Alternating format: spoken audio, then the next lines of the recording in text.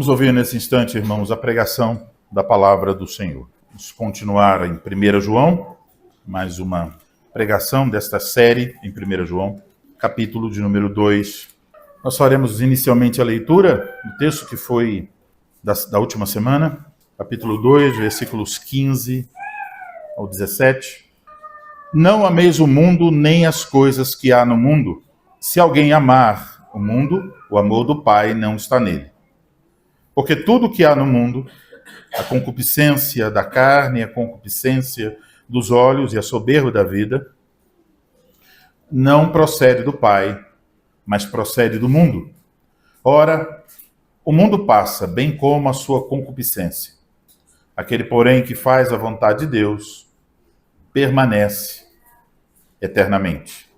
Agora o texto da pregação desta manhã, os versículos 18 a 21.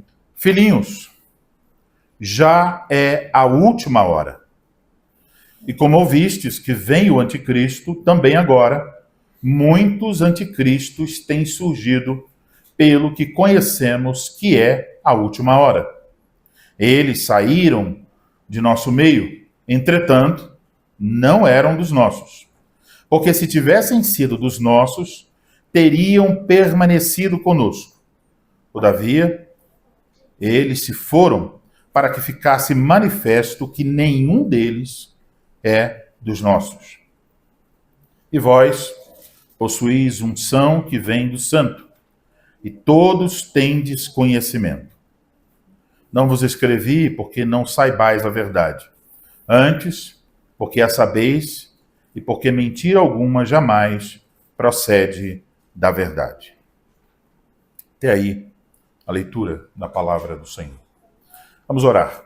Ao Senhor Deus, nosso Pai, Deus de paciência e consolação, Deus que habita em luz inacessível, nós, mais uma vez, Senhor, humildemente nos curvamos diante da Tua presença gloriosa para reconhecer a nossa necessidade da Tua graça. Pedimos que o Senhor abençoe para que agora, ao ouvirmos a pregação da Tua palavra, possamos ouvir através do pregador aquela maravilhosa e doce voz do Supremo Pastor, o Bispo da nossa alma, o Senhor Jesus Cristo. Dá sabedoria ao que fala para que o faça com clareza, com simplicidade, buscando a Tua glória e nos conduzindo a Cristo. E dá a nós um coração humilde, receptivo, manso, para receber com alegria esta palavra e que pelo Espírito Santo nós possamos nela permanecer. Ajuda a Tua igreja, para louvor e glória do Teu nome oramos. Amém. Amém. Amados irmãos em nosso Senhor Jesus Cristo, talvez você já percebeu que desde o início da carta, o apóstolo João procurou mostrar aos seus leitores que testes eles poderiam aplicar para verificar a autenticidade da fé. Através desses testes, João queria que seus leitores fossem capazes de distinguir entre os verdadeiros e os falsos cristãos.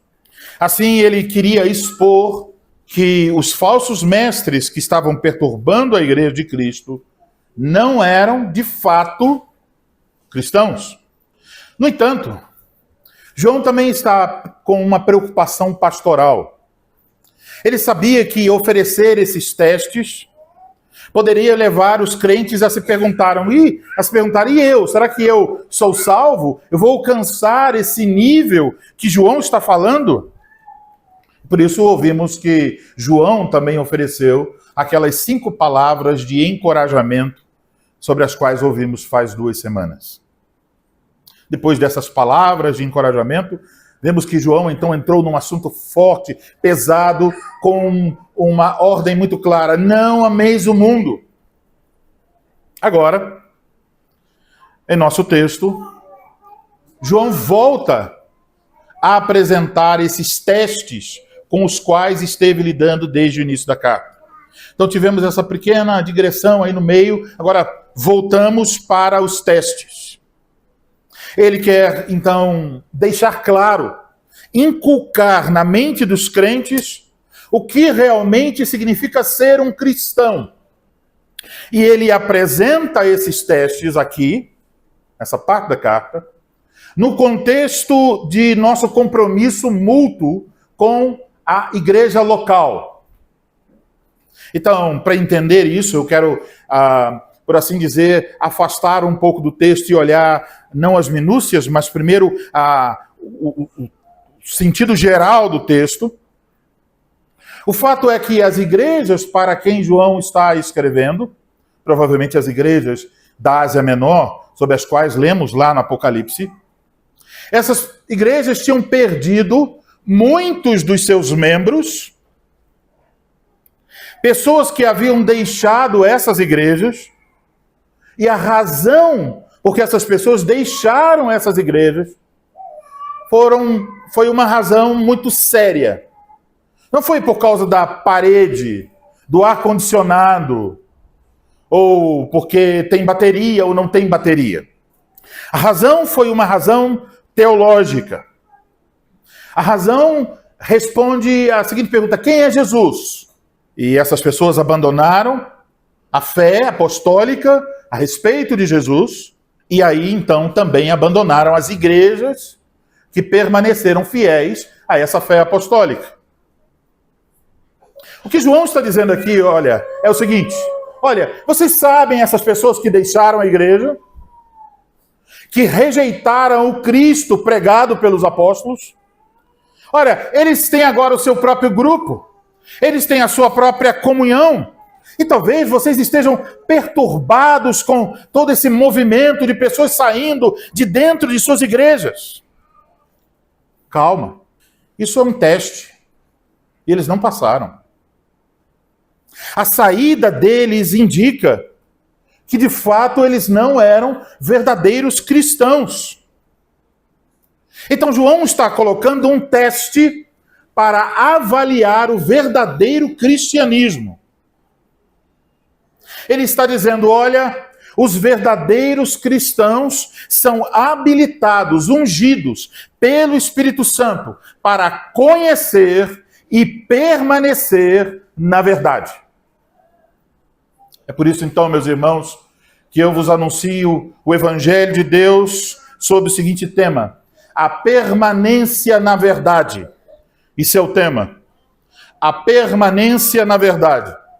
E vou fazer 3 perguntas ao nosso texto. Quando devemos permanecer na verdade? Quem pode permanecer na verdade? E por que podemos permanecer na verdade? Então, quando, quem e por quê? Vamos observar agora, então, um pouco mais minuciosamente o nosso texto. Quando? Vamos olhar para o versículo 18. Filhinhos, já é a última hora. Aí está o quando.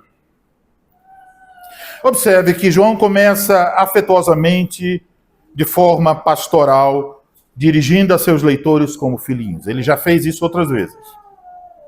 Mas agora, junto com essa expressão carinhosa, tem uma coisa pesada, uma informação. Essa informação podemos entendê-la como se alguém dissesse: ei, esse prédio vai explodir em 2 horas e a contagem regressiva já começou. Estamos nas últimas horas. Então, o que você vai fazer com essa informação? Ele diz: filhinhos, já é a última hora. É o tempo final. Então, isso nos obriga a pensar sobre essa expressão, última hora. Isso tem termos parecidos no Novo Testamento, você já deve ter lido. O fim dos tempos.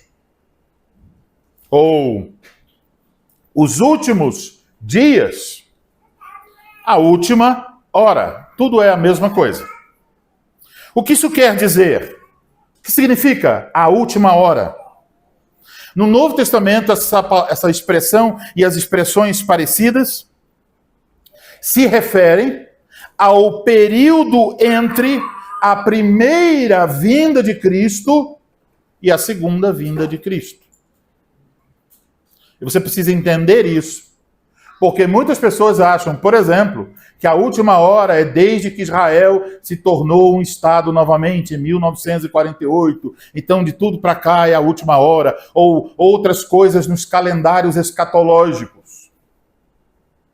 Mas eu quero que você olhe para o texto, pense quando João está falando isso, primeiro século. E ele não está dizendo, olha, a última hora virá. Ele está dizendo, já é a última hora, agora. Há 2000 anos atrás. É a última hora. Estamos dentro da última hora.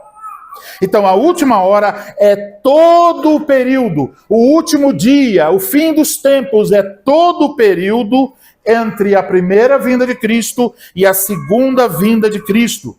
Então, na primeira vinda de Cristo, ele veio para salvar-nos dos nossos pecados.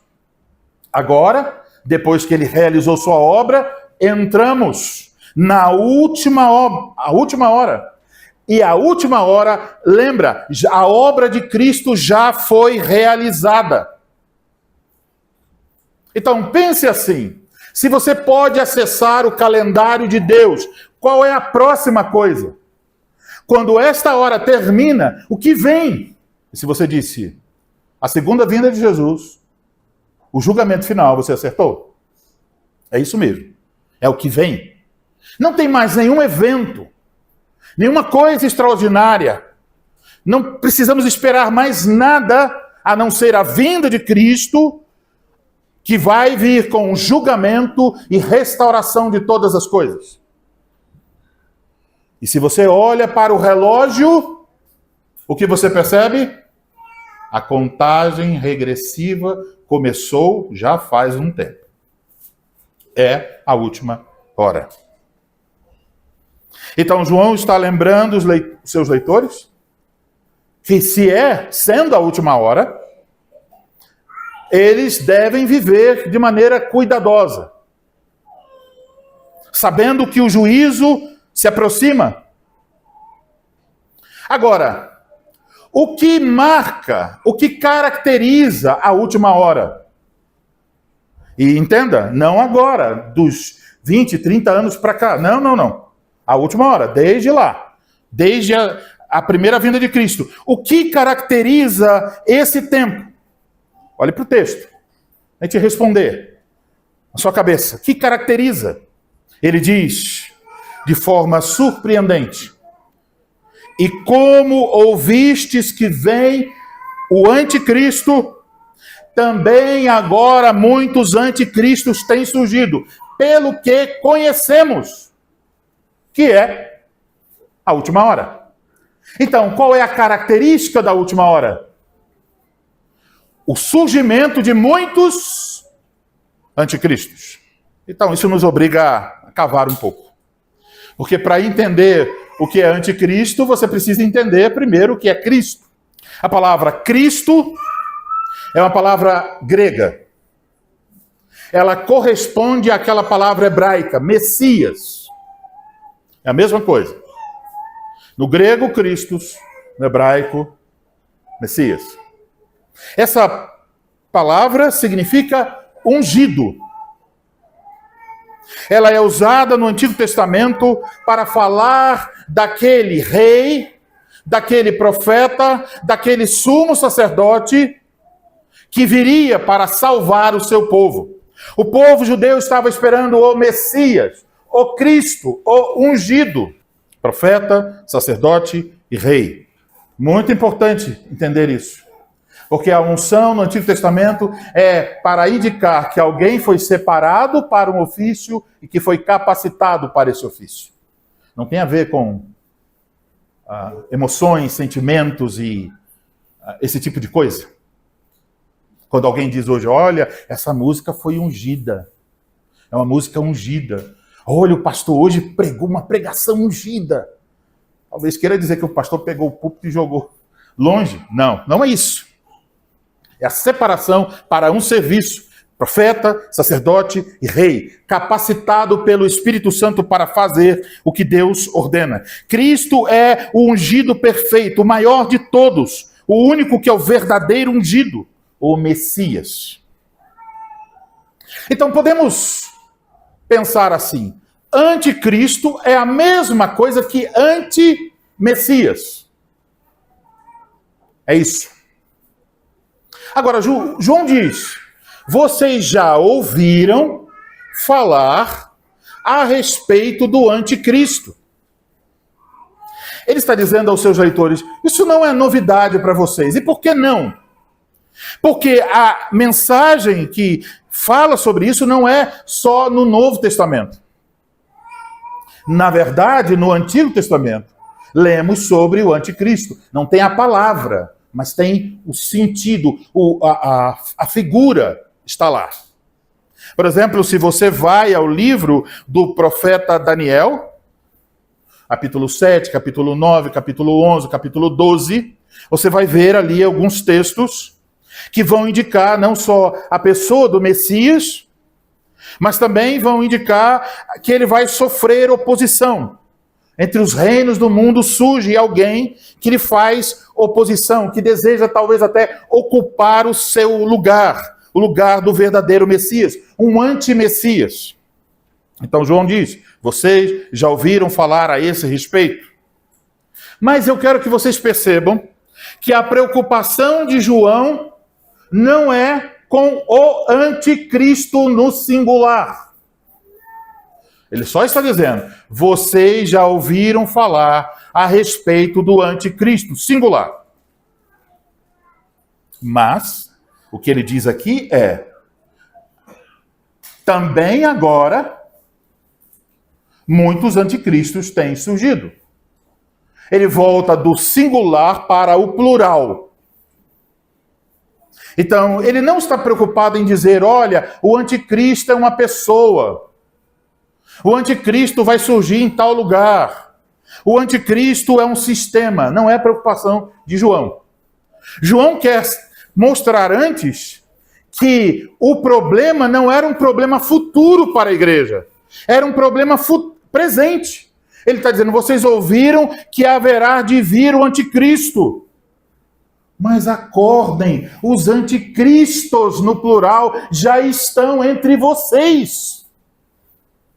Isso é algo que deve encher o coração de qualquer pessoa de temor. É um assunto deveras sério, profundo, diante do qual, ao abordá-lo, confesso, me sinto pequeno e insignificante, incapaz de demonstrar e revelar a vocês todo o significado e o peso das palavras santas do Senhor nessa passagem. Então, João está dizendo a respeito dos anticristos.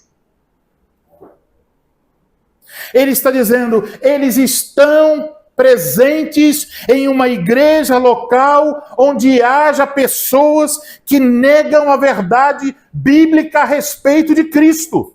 No contexto de João, como já vimos, essa negação era uma negação à divindade de Cristo por um lado e à humanidade de Cristo por outra. Esse tipo de negação por parte dos falsos mestres é descrito aqui como espírito do anticristo. Então, nas igrejas para quem João escreve, certas pessoas haviam abandonado a igreja, a membresia da igreja. Elas estavam rejeitando o ensino apostólico a respeito de Jesus, aquilo que agora encontramos no Novo Testamento. E João diz: essas pessoas são anticristos. E o fato delas já estarem presentes, saindo de vossas igrejas, é uma evidência clara de quê? De que já chegou a última hora. Então, meus amados irmãos, eu quero que vocês percebam que os anticristos sobre os quais estamos lendo aqui não surgiram do mundo. Não saem de um poder global. De onde? Das igrejas locais. É lá o surgimento dos anticristos. Eram pessoas que diziam estar pregando e ensinando a Bíblia, que fingiam servir a Cristo, que falavam em nome de Cristo, que provavelmente diziam operar milagres em nome de Cristo, mas eis o anúncio do Espírito Santo pela pena de João. Eles são anticristos. O espírito, então, do anticristo, os anticristos, está presente, entenda bem, sempre que algo ou alguém é colocado no lugar do Cristo revelado nas Escrituras. Quando cristos falsificados, adulterados, são pregados, anunciados, ensinados, as pessoas que estão fazendo tais anúncios e propagando tais cristos que não são o da Bíblia, que não é o da Bíblia, essas pessoas são denominadas aqui de anticristos. Então, você já viu como muitas vezes pessoas que estão querendo, numa tática de guerra, fazer alguma operação, elas criam um evento de um lado para as pessoas olharem para lá, para elas atuarem de outro. Isso é uma coisa que o inimigo faz. Veja que curioso. As pessoas dos nossos dias estão aí batendo nas suas teclas do computador e querendo fazer muitas pesquisas sobre o anticristo, singular. Estão preocupados, rapaz, agora tem um chip que coloca atrás da orelha, terá toda a informação sobre você, sobre sua vida, sobre sua família. E olha, cuidado com a inteligência artificial. Olha, tem um perigo agora dos cartões de crédito, porque estão agora com chip e é perigoso porque vamos ser controlados. O anticristo, a besta, as organizações globalistas, os grandes grupos poderosos estão controlando já tudo. Essas pessoas estão preocupadas com essas coisas. Mas veja o curioso. Não estão preocupadas com a qualidade bíblica da pregação que estão ouvindo. Não estão se perguntando, o Cristo que eu ouço na pregação é definitivamente o Cristo da Bíblia? Não. Não há essa preocupação. Não estão se perguntando, será que eu estou ouvindo adulterações, fragmentos, pessoas que estão correndo atrás dos chips do anticristo, mas ignoram a qualidade da pregação a respeito de Cristo na igreja local? São tolas. Estão sendo enganadas. Pense então sobre isso. Uma das características da última hora é esse espírito que nega o Cristo da Bíblia. Então, quais os esforços levantados pelo espírito do anticristo? É esconder o Cristo da Bíblia, é adulterá-lo, é falsificá-lo, é fragmentá-lo. O diabo não se importa que você abrace Cristo, desde que não seja o Cristo da Bíblia. Então, isso é o que acontece em muitos púlpitos a cada domingo. Quando pregadores adulteram o evangelho, é o que acontece em muitos seminários, quando os professores estão negando a inspiração das Escrituras, é o que acontece em podcasts, quando as pessoas estão falando de Jesus como um cara legal. É o que acontece em filmes e séries que apresentam um Cristo adequado à mentalidade moderna, que se adequa à cultura, que é palatável, aceitável. Então, a pergunta é, você vai confiar nessas fontes? Você vai a uma série para dizer, oh, bendita série, me ensine sobre Jesus? O espírito do anticristo. Não é brincadeira. O mundo não está de braços cruzados para dizer, olha, vamos ajudar vocês a amarem a Cristo, a servirem o Cristo verdadeiro. Não! O mundo e o diabo estão trabalhando para enganar, para substituir, para adequar a mentalidade mundana a um Cristo que todos queiram, todos amem, todos suportem. Então, João está dizendo, meus irmãos, muitos anticristos têm surgido. É a última hora, portanto, tomem cuidado para não serem enganados. Quando você entende isso que eu estou tentando transmitir a vocês, qual é a primeira coisa que você diria que é importantíssimo para você como cristão? Para não ser enganado. Se você disse que eu conheça bem a minha Bíblia. O que a minha Bíblia diz sobre Jesus Cristo. É isso mesmo. Para saber sobre Cristo, você tem que ir à fonte confiável, a palavra de Deus. Você tem que ser alguém que ama e conhece a sua Bíblia. Você precisa chegar a um nível de certeza. A visão que eu tenho a respeito de Jesus deriva das Escrituras. Não deriva da minha experiência, não deriva da experiência dos meus pais, não deriva dos meus sentimentos, não deriva do que foi dito no podcast, não deriva de um livro que eu li, A Cabana ou qualquer outra coisa. Não deriva de uma série, de um filme.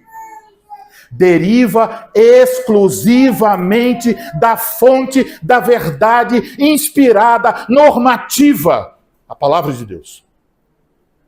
Se você errar aí, você está correndo um grande risco de abraçar outro Cristo que não o Cristo da verdade, o Cristo das Escrituras.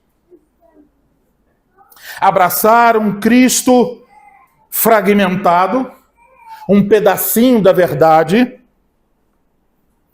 um Cristo que tem um pedacinho da Bíblia, um pedacinho da cultura popular, um pedacinho da experiência, um pedacinho dos seus desejos, das suas expectativas. Abraçar esse Cristo fragmentado é abraçar o espírito do anticristo. Então, junto com essa certeza que você precisa ter, de que você conhece a Bíblia, de que você conhece o Jesus revelado na Bíblia, você precisa ter a certeza de que a pregação que você está ouvindo é também derivada da Bíblia. Que o Cristo anunciado é o Cristo da Bíblia. Precisa ter a certeza que está em comunhão com irmãos que permanecem unidos, na verdade, em torno desse Cristo da Bíblia. Então é a última hora. Estamos em contagem regressiva. Não se deixe enganar. Seja cauteloso, vigilante, leve este assunto a sério. Agora chegamos à segunda pergunta. Quem é que pode permanecer na verdade, rejeitando o espírito do anticristo? Quem são as pessoas que permanecem na verdade? O versículo 19 responde, vamos ler. Eles saíram do nosso meio, entretanto não eram dos nossos, porque se tivessem sido dos nossos, teriam permanecido conosco. Todavia, eles se foram para que ficasse manifesto que nenhum deles é dos nossos. Então, João deixa claro que os verdadeiros crentes não podem se afastar da fé. Os nossos. Mas observe, ele também deixa claro que os falsos crentes não apenas podem, mas certamente se afastarão da verdade. A respeito dos anticristos, ele escreve, eles saíram do nosso meio, da igreja. Então, os falsos mestres e os seus partidários que negavam a Cristo, tal como ensinado pelos apóstolos, tinham sido membros das igrejas para quem João escreve. Se parássemos a pregação aqui, alguém poderia dizer, Veja aí, uma prova. Eles foram da igreja e se desviaram. Então fica claro, diria alguém, olha, eles tinham a salvação em Cristo, mas depois eles deixaram se enganar pelo falso ensino. Eles foram crentes verdadeiros por um tempo, mas depois eles se desviaram. Mas João não deixa dúvidas. Ele vai dizer, sim, eles saíram do nosso meio. Sim, eles ouviram a pregação da verdade. Eles confessaram a fé na verdade. Sim, eles receberam o batismo. Sim, eles participaram da ceia do Senhor. Sim, eles estiveram em comunhão conosco. Sim, eles eram do nosso meio. Mas você já observou que existe aí uma conjunção? Entretanto, não eram dos nossos. Não eram. Estavam na igreja, saíram da igreja, mas não eram de fato da igreja. E aí ele prossegue. Porque se tivessem sido dos nossos, realmente salvos, teriam permanecido conosco. Todavia, eles se foram, para que ficasse manifestado que nenhum deles é dos nossos. Você pode olhar para esse texto e fazer o contraste entre eles, que saíram, e o nosso, conosco, aqui nesse texto. Há uma separação. Então, essas pessoas nunca foram cristãos verdadeiros, que tinham ficado na igreja e não conseguiram perseverar. Eles nunca foram. Eles eram falsos crentes, que revelaram a sua verdadeira face quando chegaram ao ponto de maneira clara, rejeitar a Cristo revelado na Bíblia e sair da comunhão dos santos. Então, isso significa, eles não passaram no teste de permanecer na verdade, o que evidencia a falsidade de sua fé. Sua saída da igreja apenas revelou algo que já era verdadeiro, muito antes da saída. Eles não eram dos nossos. Aqui está, então, meus irmãos, uma resposta para uma pergunta muito constante. Quando alguém que permaneceu por um tempo na igreja, abandona a fé, rejeita Cristo, deixa a igreja, alguém logo pergunta, isso significa que essa pessoa perdeu a sua salvação? Qual a resposta de João? Os verdadeiros crentes não perdem a sua salvação. Eles certamente permanecerão na verdade. Mas, por outro lado, os falsos crentes, mais cedo ou mais tarde, certamente abandonarão e se afastarão de qualquer igreja fiel de Cristo Jesus. E João não está dizendo essas coisas para perturbar a nossa confiança em Cristo, mas para fortalecê-la. Ele está apresentando aqui o teste de permanência na verdade, de comunhão na verdade, em uma igreja fiel. Ele nos diz que quando uma pessoa nega a Escritura,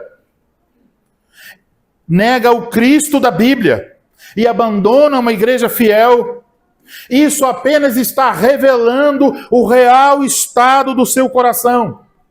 Significa que aquela pessoa fingiu conhecer a graça, fingiu professar a graça, mas nunca conheceu de fato a graça salvadora de Deus. Essa pessoa não passou no teste da permanência na verdade. Mas se chegamos a esse ponto, devemos olhar o outro. Por outro lado, se alguém está realmente em Cristo Jesus, permanecerá firme até o fim. Isso é certo, isso é seguro. É o Evangelho.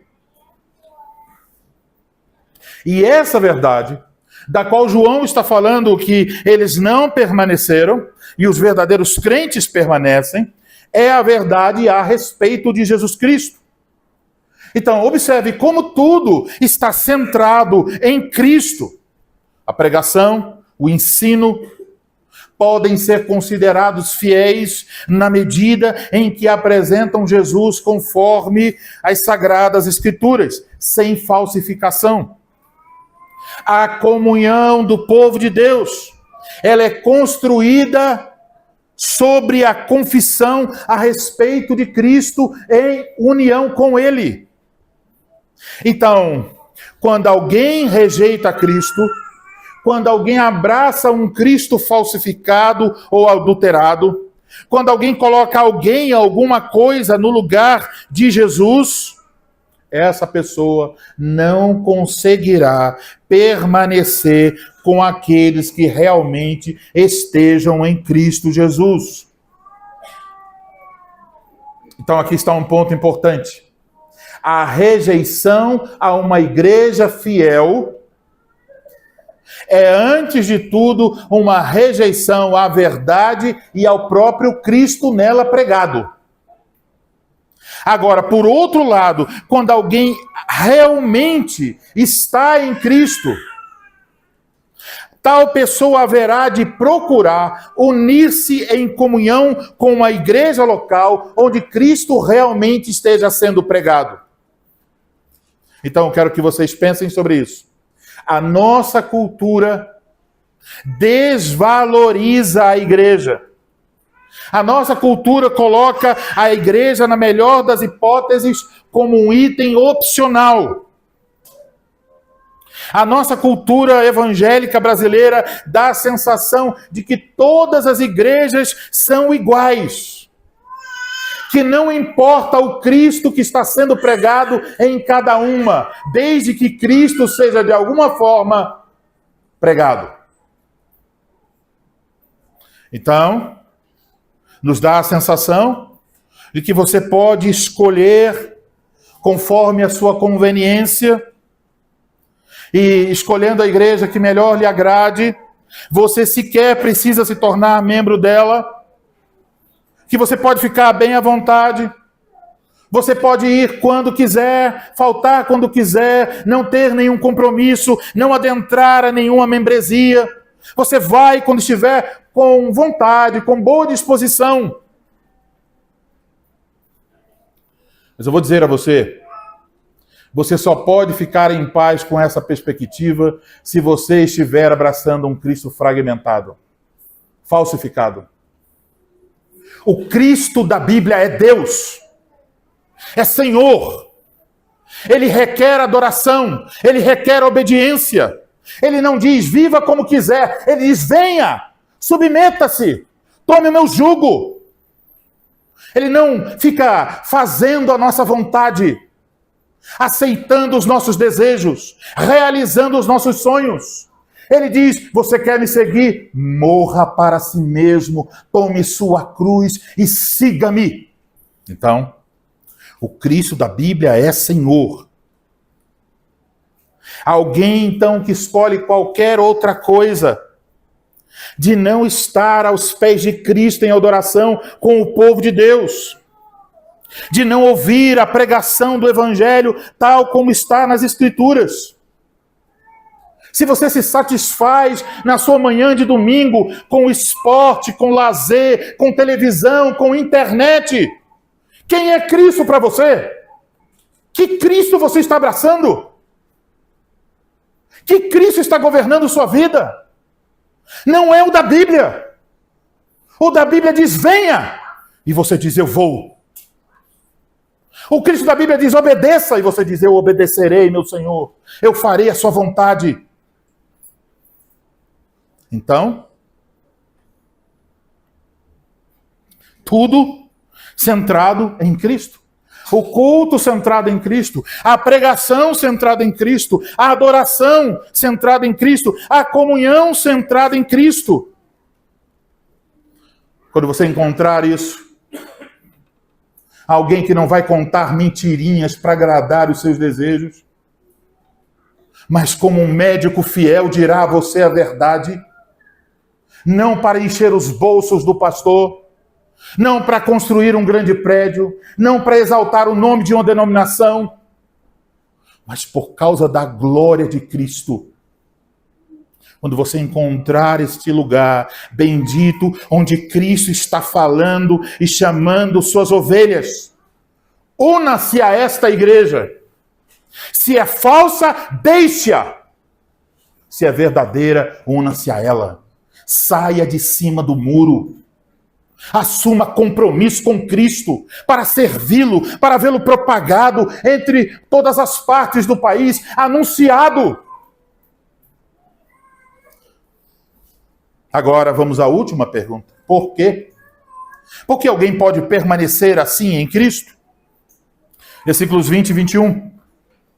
E vós possuís a unção que vem do Santo, e todos têm de conhecimento. Não vos escrevi porque não saibais a verdade, antes porque a sabeis e porque mentira alguma jamais procede da verdade.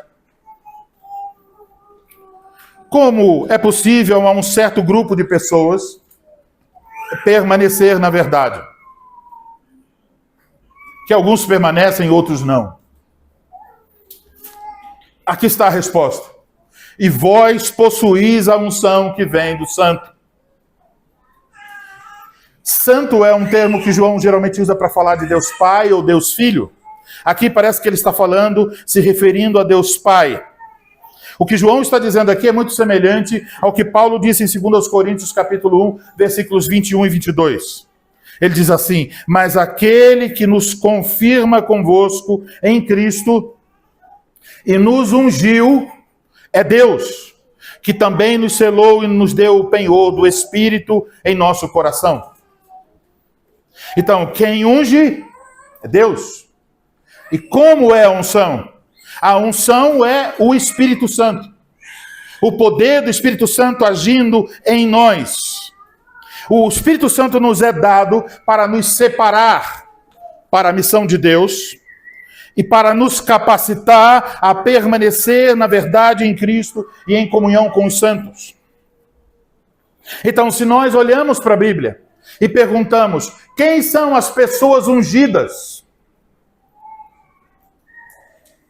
A resposta é muito simples. Todos os verdadeiros crentes.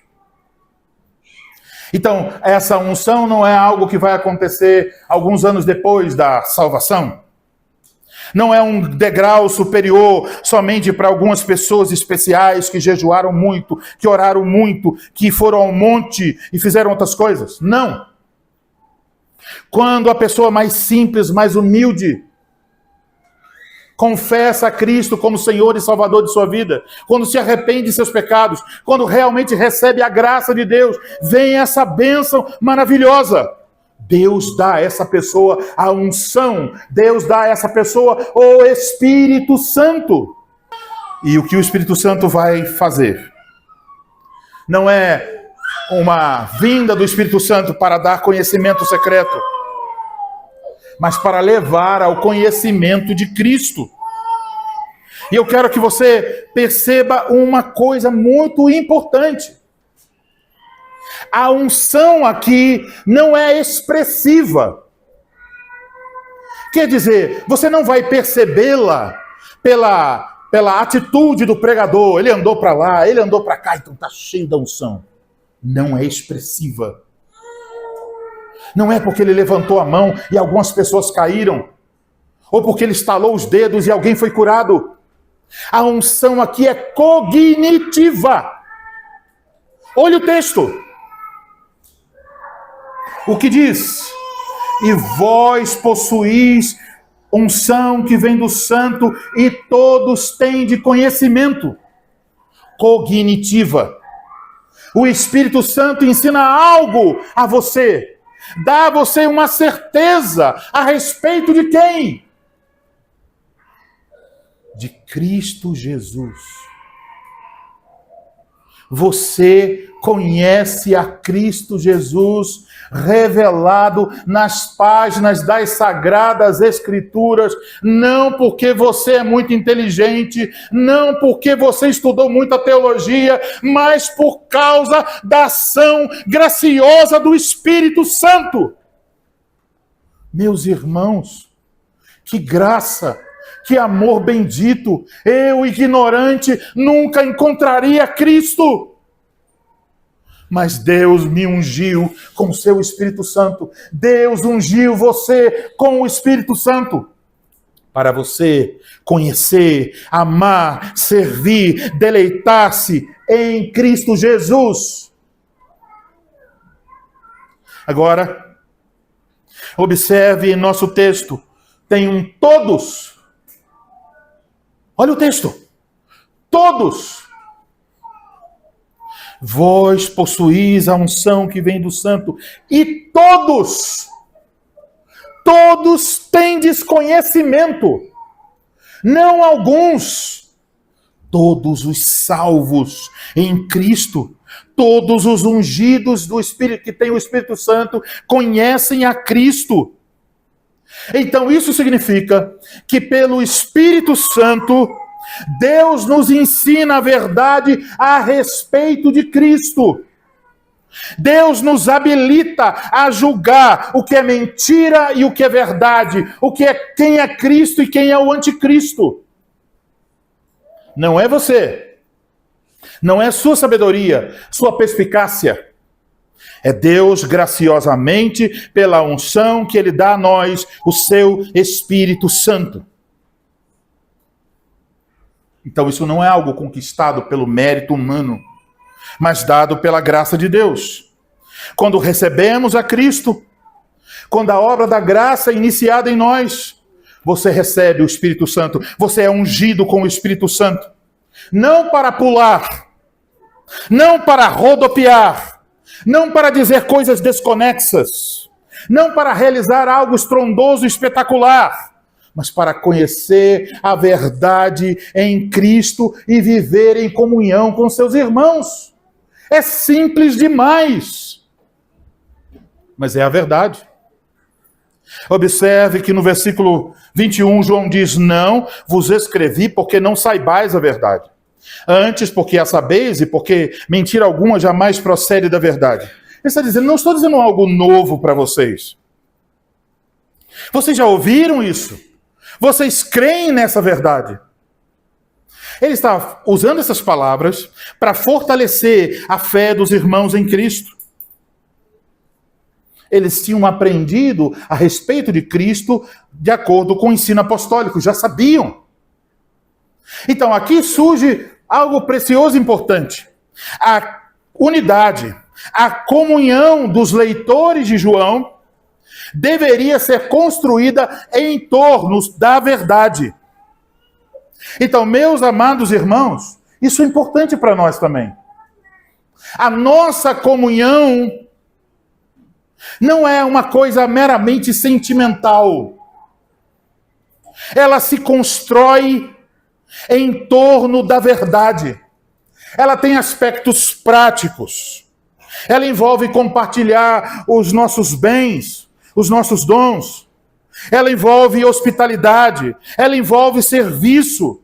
Mas procurem pelo alicerce. E o que vocês encontrarão? A verdade a respeito de quem Jesus Cristo é. Essa comunhão se expandirá à medida em que nossa fé e nosso conhecimento aumentam.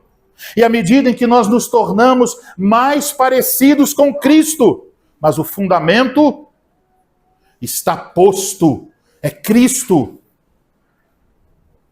Então, considere o que eu vou dizer agora. Nós não estamos aqui nesta pequena congregação construindo um reino particular reformado para nós.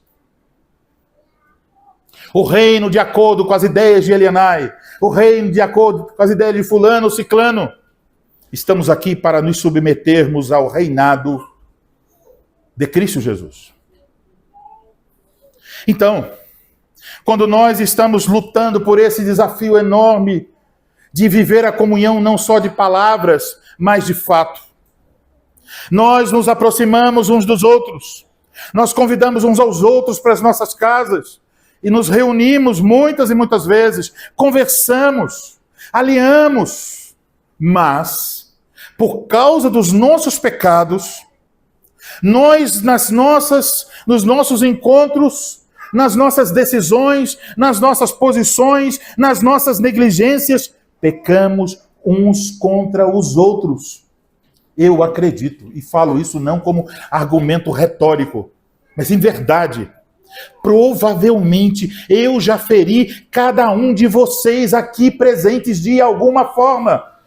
Pecadores, que quando dizem vamos nos abraçar, se abraçam com facas e se ferem. Mas eu quero que você considere o que está aqui. Quando você perceber que estamos em meio a rusgas, contendas, conflitos, posições diferentes, estamos pecando contra os outros, um pensamento baterá à sua porta.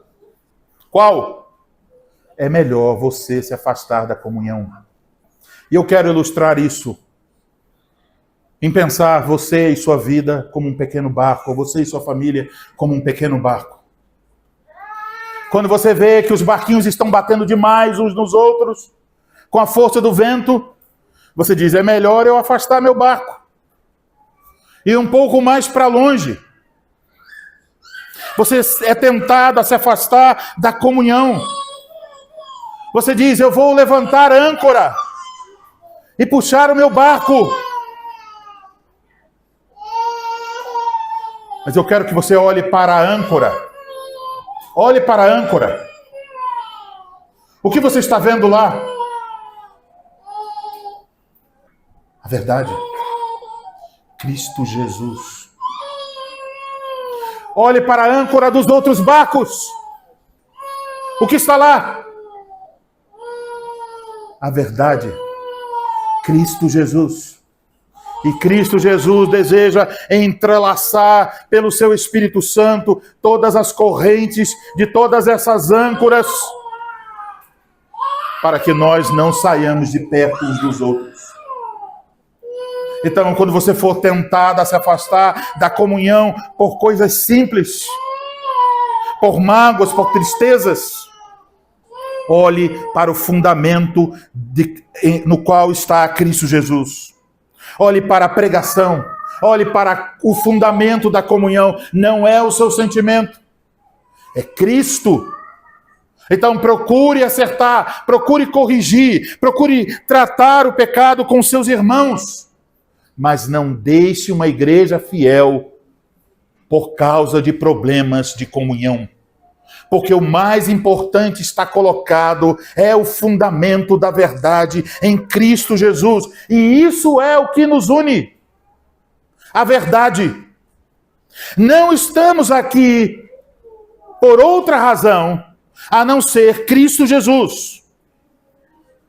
E podemos então dizer as palavras que Jesus disse a respeito do casamento. Me permita dizê-las a respeito da nossa comunhão.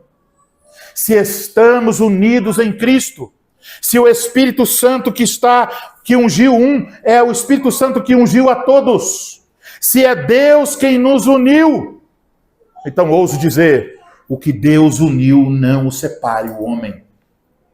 Mantenhamos firme a nossa fé nesta graça em Cristo Jesus, porque, meus irmãos,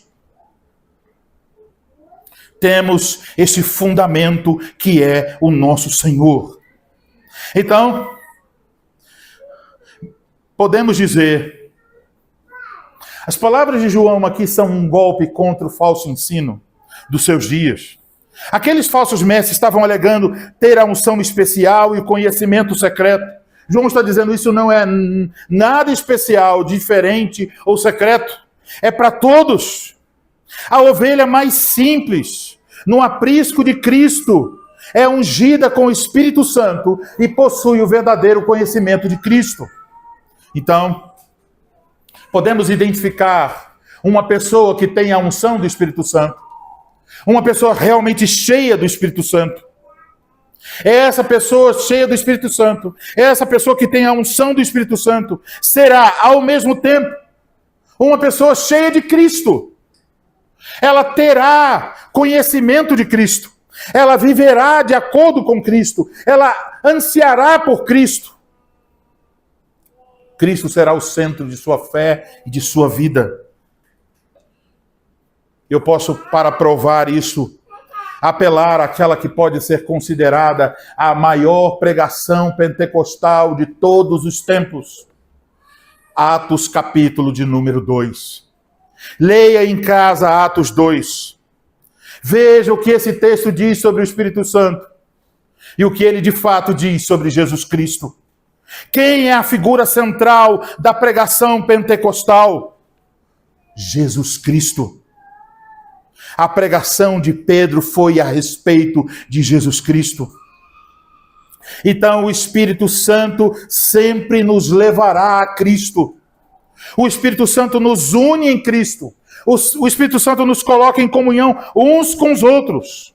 Por isso, nenhum verdadeiro crente jamais se separa de Cristo ou do povo de Cristo, porque tem o Espírito Santo. É isso que João está dizendo. Vocês não foram com os que saíram, porque vocês têm o Espírito Santo. É por isso, irmãos, que nós podemos perseverar em nossa fé, podemos perseverar em nossa comunhão. Temos diante de nós esse teste.